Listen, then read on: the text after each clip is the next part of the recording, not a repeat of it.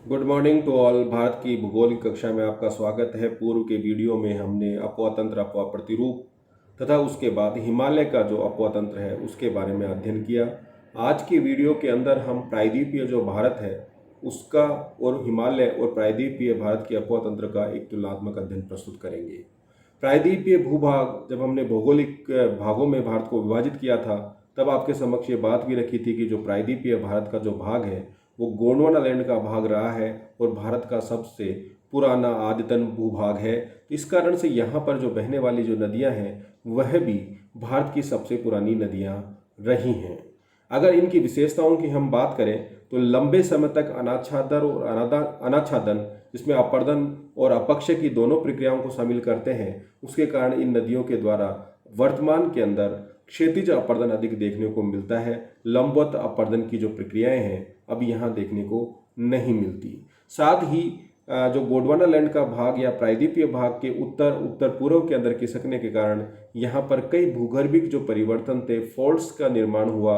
उसके कारण जो कुछ नदियाँ ऐसी हैं जो कि भ्रंश के अंदर प्रवाहित होती है, नर्मदा नदी हो, ताप्ती नदी हो। साथ ही यहाँ के अपवा तंत्र की जब हम बात करते हैं तो यहाँ का प्रायद्वीपीय भाग की जब हमने बात की थी तो यहाँ का जो ढाल है वो पश्चिम से पूर्व की होने के कारण, या ये कहें कि पश्चिमी घाट के पश्चिम के अंदर भी जो ढाल है पश्चिम की तरफ होने के कारण यहाँ जो नदियाँ हैं अधिकांश अपवा तंत्र के दृष्टिकोण से कॉन्सिक्वेंट या अनुवर्ती नदियाँ हैं जो कि ढाल का अनुसरण करती हैं। साथ ही हमने अपवा तंत्र के अंदर आपसे ये भी स्पष्ट किया था कि क्रिटेशियस टाइम पीरियड के अंदर यहाँ पर ज्वालामुखी उद्भेदन होने के कारण, बेसाल्टिक लावा के जमाव के कारण यहाँ पूर्व में जो नदियाँ बह रही थी, नर्मदा, ताप्ती या चंबल, इन नदियों के द्वारा अध्यारोपित अपवा तंत्र का विकास भी यहाँ पे किया गया है। तो यहाँ अपवा तंत्र की जब हम बात करते हैं तो कॉन्सिक्वेंट, सुपर इम्पोज्ड और भ्रंश वैली के अंदर बहने वाला अपवा तंत्र यहाँ देखने को मिलता है। साथ ही जब प्रतिरूप की बात करते हैं तो यहाँ प्रतिरूप के दृष्टिकोण से अधिकांश नदियाँ, चाहे वो अरब सागर में गिरने वाली हो जो कि पश्चिमी घाट के अंदर देखने को मिलती है, या बंगाली खाड़ी में गिरने वाली जो नदियाँ हो जो कि पूर्वी घाट के अंदर बहती हैं, उस समानांतर या पैरेलल जो ड्रेनेज पैटर्न है, अपवा प्रतिरूप है, उसका निर्माण करती हैं। इन सामान्य जानकारी के साथ साथ आपको ये बताना भी जरूरी है कि जो प्रायद्वीपीय भारत की जो नदियां हैं वो सदा वाहिनी नहीं है, वर्षा के ऊपर निर्भर करती है। जिस तरह से जल आपूर्ति हिमालय के अंदर नदियों को ग्लेशियर से मिलती है, उस तरह यहाँ प्रायद्वीपीय भाग में उच्चावच इतने अधिक नहीं होने के कारण इन नदियों का में वर्ष भर पानी प्रवाहित नहीं होता है। इनका जहाँ उत्पत्ति स्थल है वहाँ पानी की मात्रा वर्षा की मात्रा के ऊपर निर्भर करती है। जो नदियाँ प्रायद्वीपीय भारत की अपना जल बंगाल की खाड़ी में लेके जाती हैं, इनके पश्चिमी भागों में जहाँ वर्षा अधिक होती है वहाँ जल की मात्रा अधिक होती है, जबकि पूर्वी जो भाग है वहाँ पर पानी की मात्रा जो होती है नदियों के अंदर वो कम देखने को मिलती है। अब यहाँ जब अपवा तंत्र को हम वर्गीकृत कर अध्ययन करते हैं तो प्रायद्वीपीय भारत का जो अपवा तंत्र है उसको भी एक कैचमेंट एरिया के दृष्टिकोण से कह लीजिए, या उसके द्वारा जो जल जहाँ पर ले जाया जा रहा है उनको पुनः अरब सागरीय अपवा तंत्र और बंगाल के खाड़ी के अपवा तंत्र के अंदर वर्गीकृत कर उसका हम अध्ययन करते हैं। सामान्य विशेषताओं की हमने या प्रायद्वीपीय अपवा तंत्र की हमने चर्चा की। अब यहाँ पर जो अपवा तंत्र है, अरब सागर में गिरने वाली जो मुख्य नदियां हैं, ये विभिन्न प्रतियोगी परीक्षाओं से आपसे पूछ लिया जाता है कि कौन कौन सी नदियां प्रायद्वीपीय भारत की अपना जल अरब सागर के अंदर लेके जाती हैं। जब हमने गुजरात राज्य का अध्ययन किया था तब हमने काठियावाड़ के जो अपवा तंत्र था उसके बारे में भी बताया था कि यहाँ पर काठियावाड़ के अंदर वाला जो पार्ट है यहाँ पर अरीय या रेडियल अपवा तंत्र देखने को मिलता है। तो यहाँ की जो मुख्य नदियाँ हैं उसमें भादर व सतरंजी मुख्य नदी है, और हिमालय अरावली के पश्चिम से जो नदी बहकर गुजरात से होती खंबाती खाड़ी में गिरती है उसमें साबरमती नदी मुख्य है। साथ ही माही नदी जिसकी उत्पत्ति मध्य प्रदेश से होती है, फिर ये राजस्थान में अंदर डूंगरपुर बांसवाड़ा में प्रवेश करती है, और यह एकमात्र ऐसी नदी है जो कर्क रेखा को 2 बार काटती है। फिर उसके बाद जो नर्मदा नदी है जो अपना जल पूर्व से पश्चिम की तरफ ले जाकर खंबाती खाड़ी में गिराती है, यह अरब सागर में गिरने वाली सबसे लंबी नदी है। और ताप्ती जो नदी है ये इसके दक्षिण के अंदर, या सतपुड़ा जो पर्वत श्रेणी है उसके दक्षिण में अपना जल पूर्व से पश्चिम की तरफ ले जाकर खंबात की खाड़ी में गिराती है। अन्य जो महत्वपूर्ण जो नदियाँ हैं उसमें मांडवी, जवारी, शरावती, गंगावेली पेरियार और भरतपुंजा नदी जो केरल के अंदर या केरल की सबसे बड़ी जो नदी है उसको भी यहाँ हम शामिल करते हैं। अब इन एक एक नदियों का हम अध्ययन यहाँ पे करेंगे। तो सबसे जो पहले हम ये अध्ययन करना चाह रहे हैं उसमें जो नर्मदा नदी है जिसकी चर्चा हमने आपसे अभी की है कि ये अरब सागर के अंदर गिरने वाली सबसे बड़ी जो नदी है उसके अंदर इसको शामिल किया जाता है। तो इसकी जो उत्पत्ति है, जो नर्मदा नदी की जो उत्पत्ति है वो अमरकंटक की जो पहाड़ियाँ हैं, और जब हमने इस अपवाह तंत्र को स्पष्ट किया था तो हमने ये भी बताया था कि जो अमरकंटक की जो पहाड़ियाँ हैं वहाँ पर रेडियल ड्रेनेज पैटर्न देखने को मिलता है, जिसके केंद्र से नदियाँ चारों तरफ प्रवाहित होती हैं, जहाँ नर्मदा नदी पश्चिम की तरफ और जो सोन नदी है वो अपना जल उत्तर पूर्व की तरफ लेकर जाती है। तो नर्मदा नदी की जो उत्पत्ति होती है वो आपके अमरकंटक से होती है, जैसे मैंने बताया भ्रंश घाटी में बहती है, अरब सागर के गिरने से में वाली सबसे बड़ी भारत की नदी है। इसकी जो कुल लंबाई है 1312 किलोमीटर है। अपवाह क्षेत्र के दृष्टिकोण से बात करें तो नर्मदा नदी का अपवाह जो क्षेत्र है, सर्वाधिक जो अपवाह क्षेत्र है मध्य प्रदेश के अंदर 87% है, गुजरात के अंदर 11.5% है और महाराष्ट्र के अंदर मात्र 1.5% जो इसका अपवाह क्षेत्र है वो देखने को मिलता है। जो नदी है, जो नर्मदा नदी है वो विंध्यन व सतपुड़ा के मध्य से पश्चिम से पूर्व की तरफ बहती है। जबलपुर के अंदर इस नदी के द्वारा धुआंधार प्रपात है, जिसको कपिलधारा प्रपात के नाम से भी जाना जाता है, बहुत प्रसिद्ध है। ये एक टूरिस्ट प्लेस भी है यहाँ पर, और ये एस्चुरीज का निर्माण करती है। मैंने आपको पूर्व के वीडियो में एस्चुरी और डेल्टा के अंदर क्या अंतर होता है उसकी भी हमने आपसे चर्चा की थी। उत्तर में जो इसकी जो सहायक नदियां हैं जो उसमें आकर गिरती हैं उसमें हिरन मुख्य जो नदी है और ओरिसान और कोलार है। दक्षिण की जो सहायक नदियां हैं जो इसके अंदर आकर मिलती है उसमें बुडनेर, बंजार, शारदा, शक्कर, दूधी और तवा जो नदी है। तवा नदी कई बार विभिन्न प्रतियोगी परीक्षाओं में पूछा जाता है। एक हिरन नदी जो है उसके बारे में पूछा जाता है कि तवा नदी कौन सी नदी की सहायक नदी है। अन्य अगर हम यहाँ बात करें इस नर्मदा घाटी परियोजना की बात करें, जैसे हमने बताया कि यहाँ अमरकंटक के अंदर इसकी उत्पत्ति होती है, उसके बाद यह नदी पूर्व से पश्चिम की तरफ प्रवाहित होती हुई खंबाती खाड़ी में अपना जल गिराती है। उसके बाद यहाँ ये बरगी बांध का निर्माण किया गया है। ये नर्मदा नदी घाटी परियोजना है, उसका सबसे पहला बांध था इस नर्मदा नदी के ऊपर बनाया गया, एक मल्टीपर्पज प्रोजेक्ट है। इसके बाद यहाँ इससे दक्षिण से उत्तर की तरफ आकर मैंने कहा था कि सबसे महत्वपूर्ण नदी है तवा नदी। इस तवा नदी के ऊपर भी बांध का निर्माण किया गया है, और नीचे की तरफ ये इंदिरा सागर परियोजना है, एक बहुउद्देशीय परियोजना है। उसके बाद यहाँ पर ओंकेश्वर बांध का निर्माण किया गया है। फिर उसके बाद महेश्वर परियोजना का निर्माण, ये मान नदी जो ऊपर से दक्षिण की तरफ आकर इसके अंदर बहती है, इस पर मान परियोजना का निर्माण भी किया गया है। और ये एक जोबट बांध का निर्माण जो उत्तर से दक्षिण की तरफ जो नदी आ रही है उसके ऊपर किया गया है। और सरदार सरोवर बांध जो कई बार आपके चर्चा में रहता है रिहेबिलिटेशन के लिए, यहाँ पर बांध की ऊंचाई बढ़ने के कारण उसके जो कैचमेंट एरिया में जो लोग रह रहे थे उनके पुनर्वास की जो समस्याएं हैं बार बार उठती रहती है। तो ये इसके कारण बार बार चर्चा में आते रहा है। सरदार सरोवर बांध के निर्माण के बाद इसके द्वारा भी इनके सराउंडिंग जो एरियाज है उसके अंदर जो सिंचाई का जो क्षेत्रफल है उसके अंदर में काफ़ी वृद्धि देखने को मिली है। जो बात हमने आपसे कही थी कि ये अमरकंटक है, एक टूरिस्ट प्लेस भी है। जबलपुर के अंदर धुआंधार जलप्रपात का निर्माण किया है। ये वर्गी बांध जो है जबलपुर के नज़दीक, ये नर्मदा का पहला बांध है।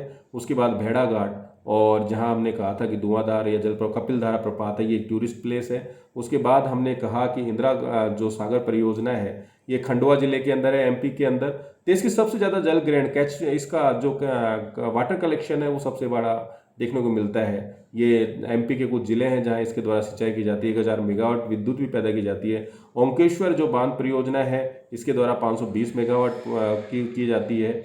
आपके ओंकेश्वर जो है एक टूरिस्ट प्लेस भी है एमपी के अंदर। आपके महेश्वर परियोजना की बात भी हमने आपसे की, ये भी एक टूरिस्ट प्लेस है। और इस तरह से ये एक जो नर्मदा नदी घाटी जो परियोजना है वो न केवल सिंचाई, विद्युत और यहाँ जो पेयजल की आपूर्ति, तो उनके दृष्टिकोण से काफ़ी महत्वपूर्ण ये नदी है। उसके बाद हम बात करें तो जो तापी नदी है, जिसको ताप्ती नदी के नाम से भी जानते हैं, इसकी जो उत्पत्ति होती है वो मध्य प्रदेश के जो बैतूल जिलों के पास सतपुड़ा की पहाड़ियों से होती है। इसकी जो कुल लंबाई है वो 724 किलोमीटर है। अगर प्रवाहित क्षेत्र की बात करें, सबसे बड़ा जो एरिया है जो तापी नदी के अंतर्गत आता है, तो 79% जो एरिया महाराष्ट्र में है, 15% जो एरिया एमपी में है, और 6% जो एरिया है वो गुजरात के अंदर आता है। इसकी जो सबसे प्रमुख जो सहायक नदी है, जो विभिन्न प्रतियोगी परीक्षाओं से आपसे पूछा भी जाता है, तो पूर्णा नदी के बारे में अक्सर पूछा जाता है। ये इसकी सबसे बड़ी या सबसे महत्वपूर्ण सहायक नदी है। अन्य सहायक नदियों की हम बात करें तो दाईं ओर से आने वाली नदियों के अंदर बैतूल इसकी महत्वपूर्ण नदी है, और उसके बाद पटकी, गजल, अनेक, बकाद, मोकर, सूकी, मोर, हरकी और गुली। और बाईं तरफ से आने वाली नदियों में वेघर, गिरना, बोरी, पंजार, कपरा, शिप्रा के लिए भी पूछा जाता है। शिप्रा एक महत्वपूर्ण सहायक नदी है तापी नदी की। और गर्जा, खोखरी, मोना, अमरावती, ये इसकी मुख्य सहायक नदियां हैं। और जो ककरापारा जो एक एटॉमिक पावर प्लांट भी है, और कई जो परियोजना है उसमें जो जल का उपयोग किया जाता है वो तापी नदी का ही किया जाता है। यहाँ हमने इसको नक्शे के माध्यम से भी आपको दिखाने की कोशिश की है। ये आपके नदी है, इसी के ऊपर हंतूर डैम का निर्माण भी आपसे पूछा जा सकता है कि हंतूर जो डैम है वो कौन सी तापी नदी के ऊपर बनाया गया है। ये गिरना, इसकी मैंने कहा गिरना डैम भी है, इसकी मुख्य सहायक नदी है। पंजारा इसकी सहायक नदी है। इस तरह से मैप के माध्यम से जो नदियों है उसका अपवा तंत्र को समझना काफ़ी आसान हो जाता है। इसके अलावा जो सह्याद्री, जिसको पश्चिमी घाट को हम सह्याद्री के नाम से भी जानते हैं, जो पश्चिम की ओर प्रवाहित होने वाली जो अन्य नदियां हैं उसका भी हम यहाँ चर्चा करना चाहेंगे। जैसे सतरंजी नदी की हमने बात की, काठियावाड़ की क्षेत्र के अंदर अमरेली जो जिला है गुजरात का, वहाँ से निकलती है, भावनगर में होती हुई ये खंबात की खाड़ी में गिरती है। भादर जो नदी है राजकोट से निकलती है, पोरबंदर से होकर अरब सागर में अपना जल है। ये वैतरणा नदी है, यहाँ कंफ्यूज होने की जरूरत नहीं है। ये एक महाराष्ट्र के नासिक जिले से बहकर अरब सागर के अंदर लेके जाती है। और एक वैतरणी नदी है जो ब्राह्मणी नदी के पास अपना जो जल है वो बंगाल की खाड़ी में लेके जाती है। तो ये वैतरणा नदी है जो नासिक जिले से निकलती है, वलसाड़ के निकट अरब सागर के अंदर गिरती है। कालिंदी जो है, कालिंदी कर्नाटक के, कालिंदी जो नदी है कर्नाटक के बेलगांव जिले से अरब सागर के अंदर जाकर गिरती है। बेड़ती नदी उत्पत्ति हुबली के धारवाड़ कर्नाटक की पहाड़ियों से होती है। शरावती नदी बड़ी महत्वपूर्ण है, इसके ऊपर हमने यहाँ हाइडल पावर जो प्रोजेक्ट की भी बात की थी। यहाँ घरसोप्पा या जोग जो जलप्रपात है, भारत का सबसे ऊंचा जो जलप्रपात है वो इसी शरावती नदी के ऊपर है, और इसकी उत्पत्ति कर्नाटक के शिमोगा जिले से होती है। भरतपुंजा नदी की बात की, केरल की सबसे बड़ी नदी है, इसको पोन्नानी नदी के नाम से भी जाना जाता है। इसकी उत्पत्ति अन्नामलाई की जो पहाड़ियाँ हैं वहाँ से होती हैं। और पेरिया नदी केरल की दूसरी सबसे बड़ी नदी है, उत्पत्ति अन्नामलाई की पहाड़ियों से होती है। और ये जो जल है, आपका जो वेमनाथ जो लेक है, जो एक पश्च झील का उदाहरण है, उसके उत्तर से बहती हुई अपना जल अरब सागर में लेके जाती है। पंबा नदी केरल की बहुत महत्वपूर्ण नदी है, अन्नामलाई से निकलती है और केरल में बहती हुई ये केरल की सबसे छोटी नदी है पंबा नदी। इसके बाद हम बंगाली खाड़ियों की नदियों की हम बात करें तो इस मैप से हम ये समझने की कोशिश कर रहे हैं कि यहाँ की महत्वपूर्ण नदियाँ कौन कौन सी हैं। हमने कहा था फरक्का बांध बना हुआ था, और उसके बाद जिसके लिए बांग्लादेश और भारत के अंदर जल विवाद की समस्या में रहते हैं, वहाँ से हुगली नदी निकलती है जो इसकी एक ट्रिब्यूटरी है, और ये अपना जो जल है वो बंगाली खाड़ी में लेके जाती है। और उसके अंदर छोटा नागपुर से आकर एक जो नदी मिलती है वो दामोदर नदी है। ये भारत के भूगोल के अंदर बहुउद्देशीय नदी घाटी परियोजनाओं के अंदर दामोदर जो नदी है बहुत महत्वपूर्ण है, क्योंकि ये छोटा नागपुर पठाव से होकर बहती है। छोटा नागपुर वाला जो पठारी क्षेत्र है वो खनिज संसाधनों के दृष्टिकोण से, कोयला के दृष्टिकोण से, लोहा इस्पात उद्योग के दृष्टिकोण से बहुत महत्वपूर्ण है। इसलिए इस नदी का विद्युत उत्पादन और विद्युत आपूर्ति के दृष्टिकोण से बहुत महत्वपूर्ण योगदान है। उसके बाद स्वर्ण रेखा नदी है, ब्राह्मणी नदी है, मैंने वैतरणी की बात की एक, और मैंने ये कहा था कि वैतरणा नदी अलग है, वैतरणी नदी अलग है। उसके बाद महानदी है, गोदावरी है, कृष्णा है, पेन्नार है, कावेरी है। कृष्णा नदी और कावेरी के मध्य से पेन्नार नदी पश्चिम से पूर्व की तरफ बहती है। वैगई जो नदी है और ताम्रपाणी जो नदियाँ हैं, तो ये बंगाल की खाड़ में गिरने वाली प्रायद्वीपीय भारत की महत्वपूर्ण नदियाँ हैं। अब यहाँ हम मैं दामोदर नदी घाटी परियोजना की एक संक्षिप्त विवरण आपके सामने देना चाहूँगा। जैसे मैंने बताया था कि दामोदर जो नदी घाटी परियोजना है एक बहुउद्देशीय नदी घाटी परियोजना भी है, और यह छोटा नागपुर पठार से इसकी उत्पत्ति होकर ये पश्चिम से पूर्व की तरफ बहती है। और ये क्षेत्र खनिज दृष्टिकोण से बहुत महत्वपूर्ण होने के कारण इस नदी का जो महत्व है वो काफ़ी यहाँ बढ़ जाता है। ये जैसे हमने बात की, ये दामोदर नदी है, इसके नदी के किनारे बोकारो और जो नदी है उसके ऊपर बोकारो बांध का निर्माण किया है। कोनार नदी है, उसके ऊपर कोनार बांध का निर्माण किया गया है, जिससे इन क्षेत्रों के अंदर जलापूर्ति और विद्युत जो परियोजनाएं हैं, हाइड्रो इलेक्ट्रिसिटी पावर प्लांट्स यहाँ पे लगाए गए हैं। उसके बाद यहाँ पंचेत बांध का निर्माण भी जो आपके दामोदर नदी है उसके ऊपर किया गया है, ये मैथान बांध का निर्माण किया गया है जो बाराकण नदी है, और इसी बाराकण नदी के ऊपर तिलैया बांध का भी निर्माण किया गया है। और यहाँ पर तिलैया हो, चाहे मैथान हो, पंचेत हो, बोकारो हो, कोनार, यहाँ पर सब जगह हाइड्रो इलेक्ट्रिसिटी या जल विद्युत जो परियोजनाएं हैं वो भी संचालित की जा रही है। और ये देख लीजिए दुर्गापुरा एक लौह इस्पात उद्योग क्षेत्र भी है। यहाँ पर कोयला उत्पादन और लौह इस्पात उद्योग के दृष्टिकोण से बहुत महत्वपूर्ण होने के कारण ये जो दामोदर नदी घाटी परियोजना है ये काफ़ी महत्वपूर्ण है भारत के औद्योगिक विकास के दृष्टिकोण से। अगर हम अन्य नदी की बात करें, महानदी की बात करें, महानदी की जो उत्पत्ति है वो छत्तीसगढ़ के रायपुर डिस्ट्रिक्ट से होती है और कटक के निकट ये डेल्टा का निर्माण करती है। उड़ीसा के अंदर जाके ये बंगाल की खाड़ी के अंदर अपना पानी गिराती है। इसके मुख्य जो सहायक नदियां हैं उसकी बात करें तो शिवनाथ, हंसदेव, मंड, डूब उत्तर की ओर से आने वाली इसकी सहायक नदियां हैं, जबकि जोंक, तेल दक्षिण से आकर मिलने वाली जो मुख्य सहायक नदियां हैं। अगर हम बात करें तो ये महानदी है। महानदी के उत्तर से आने वाली जो नदियां हैं उसके अंदर शिवनाथ, हंसदेव, मंड व डूब है, और जबकि इसके दक्षिण से उत्तर की तरफ जो जाने वाली नदियां हैं उसमें जोंक व तेल। तो हंसदेव, जोंक, तेल और ये जो नदियां हैं इसकी महानदी की मुख्य सहायक नदियां हैं। इसी नदी के ऊपर हीराकुंड और तिकरापारा जो बांध है, जो बहुउद्देशीय परियोजनाएं हैं, उसका निर्माण भी किया गया है। ब्राह्मणी नदी की हमने बात की। ब्राह्मणी जो नदी है वो उसकी उत्पत्ति छोटा नागपुर पठार में रांची के दक्षिण पश्चिम से होती है। कोयल व सांख इसकी मुख्य सहायक नदियां हैं। इसकी कुल लंबाई 420 किलोमीटर है। स्वर्ण रेखा जो नदी है उसकी उत्पत्ति रांची के दक्षिण पश्चिम पठार से होती है, पूर्वी दिशा में बहती हुई जमशेदपुर से होता हुआ, जहां लौह इस्पात उद्योग स्थापित किया गया था जमशेद जी टाटा के द्वारा, तो ये यहाँ से बहती है। तो इस तरह से यहाँ इसके द्वारा स्वर्ण रेखा जो नदी है उसके द्वारा यहाँ के जो लौह इस्पात उद्योग है वहाँ जल की आपूर्ति भी की जाती है। साथ ही इसके ऊपर हाइडल या जल विद्युत परियोजनाओं का निर्माण भी किया गया है, और ये बालासोर के निकट बंगाल की खाड़ी के अंदर अपना जल गिराती है। गोदावरी जो नदी है ये बहुत महत्वपूर्ण नदी है प्रायद्वीपीय भारत की, जो अपना जल बंगाल की खाड़ी में लेके जाती है, और इसकी उत्पत्ति पश्चिम घाट के नासिक के अंदर की पहाड़ियों से त्रयंबक जगह से होती है। प्रायद्वीपीय भारत की सबसे लंबी नदी है जो कि अपना जल पश्चिम से पूर्व की तरफ ले जाकर गिराती है। इसकी कुल लंबाई जो है 1465 किलोमीटर है।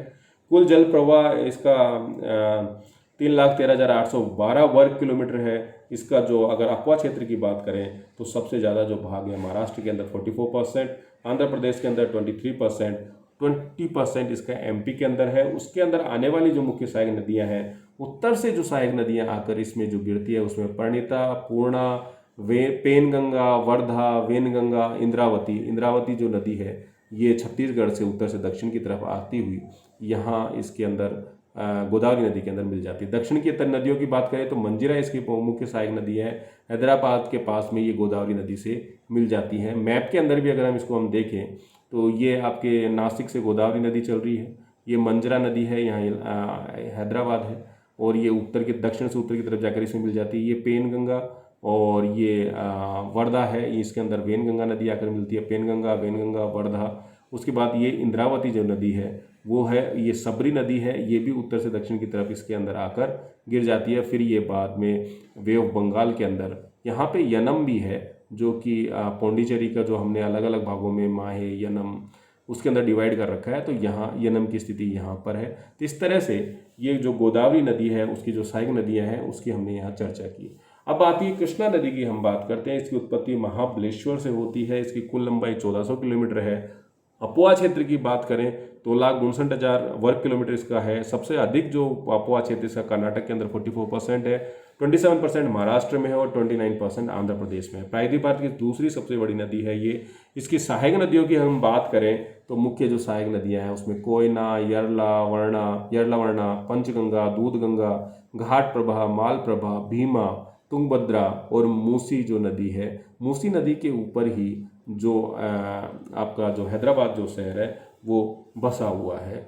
अब हम ये तुंगभद्रा जो नदी है उसकी जो रचना की बात करें तो तुंगा और भद्रा दो नदियों से मिलकर तुंगभद्रा नदी मिलती है। तुंगभद्रा की जो सबसे बड़ी सहायक नदी है वो हगरी है। इस हगरी नदी को वेदवती के नाम से भी जाना जाता है। यहाँ हम इस मैप से पुनः इसको समझने की कोशिश कर रहे हैं। ये कोयना नदी कृष्णा की सहायक नदी है। कोयना बांध की हमने बात की थी, जहाँ पे कोयना के अंदर भूकंप भी आया था। ये कृष्णा रिवर है, नीचे से तुंगभद्रा नदी आगे मिलती है। तुंग और भाद्रा नदी और ये भद्रा नदी है। इसके ऊपर ही ये ऊपर से भीमा नदी आकर मिल रही है। इसके ऊपर श्री सलेम एक बांध का निर्माण किया गया है, एक बहुउद्देशीय परियोजना है। नागार्जुन सागर का निर्माण किया गया है इसी के ऊपर। तो श्री सलेम हो या नागार्जुन सागर, ये दोनों कृष्णा नदी के ऊपर बने हुए हैं।